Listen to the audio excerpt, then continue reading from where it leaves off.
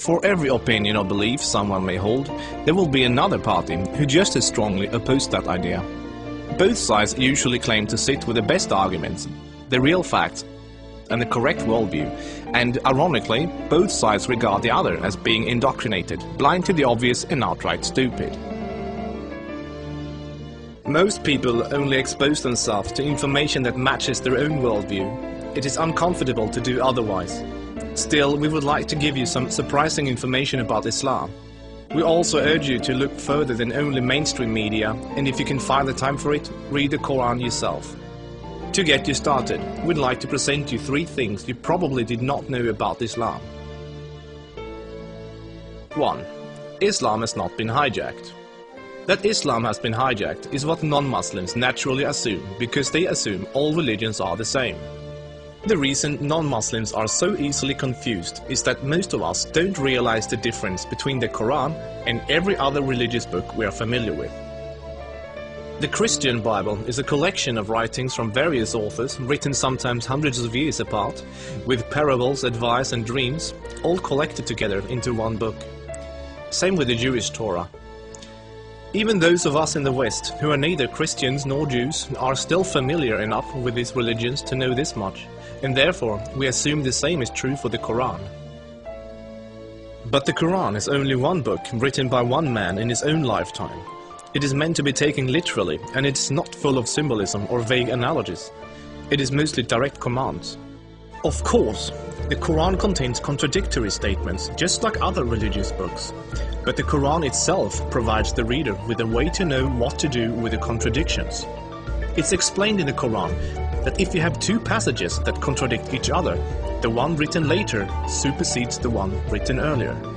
Most Westerners are unaware that the peaceful, tolerant passages were written early in Muhammad's prophetic career. According to the Quran, those passages have been abrogated by later, more violent and less tolerant passages. So, when most Westerners hear jihadists quoting violent passages from the Quran, and then peaceful Muslims quoting peaceful passages, they interpret that the way they would if someone was quoting the Bible or the Torah.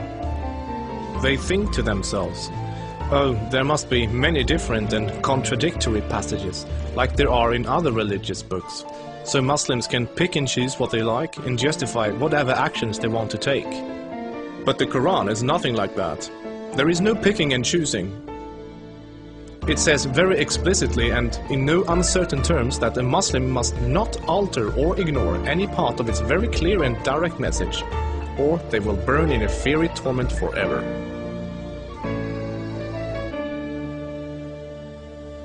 Two.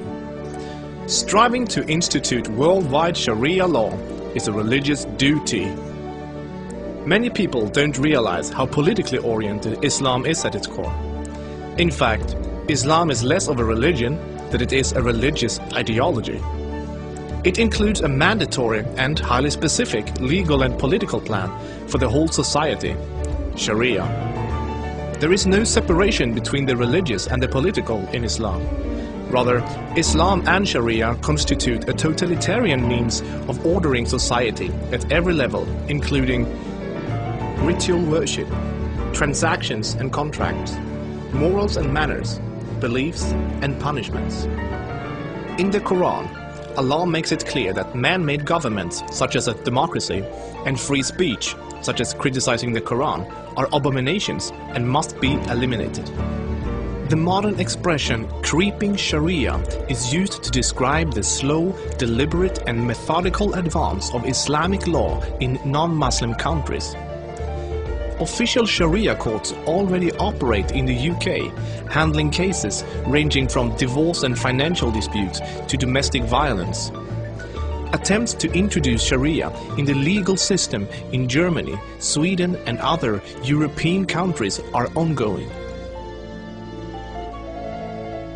While Sharia already has a foot in our door in the matter of minor disputes like inheritance and domestic violence, it should concern you that Sharia commands that drinkers and gamblers should be whipped, allows husbands to hit their wives, allows an injured plaintiff to exact legal revenge, literally an eye for an eye, commands that a thief must have a hand cut off, commands that homosexuals must be executed, orders unmarried fornicators to be whipped and adulterers to be stoned to death, orders death for both Muslim and non-Muslim critics of Muhammad, the Quran and even Sharia itself, orders apostates to be killed, commands offensive, aggressive and unjust jihad.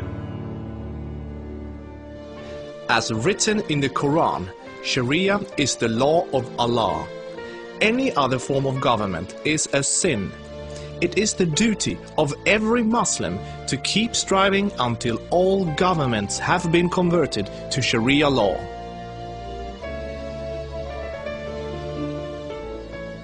Three, Muslims are allowed to deceive non-Muslims if it helps Islam.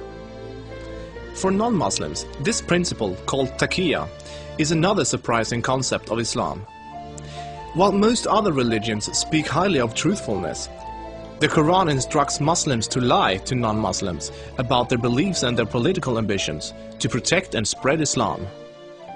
There are many examples of today's Islamic leaders saying one thing in English for the Western press and then saying something entirely different to their own followers in Arabic a few days later.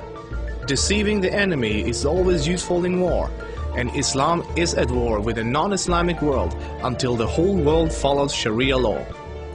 All non-Muslims living in non-Islamic states are therefore enemies.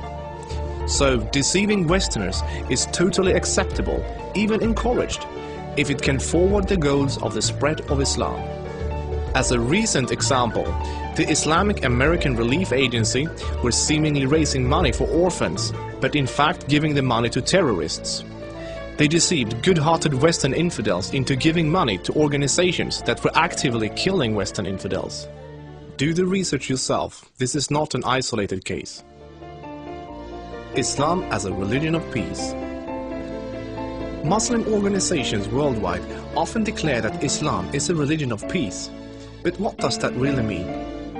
It seems easy for a Muslim to quote a peaceful verse from the early parts of the Quran, while, by following the principle of taqiyya, neglecting to mention the fact that it has been officially abrogated by later, more violent verses. According to the Quran, the world will be at peace only when Islam and Sharia reign in every country, and never until then. This is why every Muslim can truthfully say that Islam is a religion of peace. If any of these points took you by surprise, then there is surely much more you still don't know.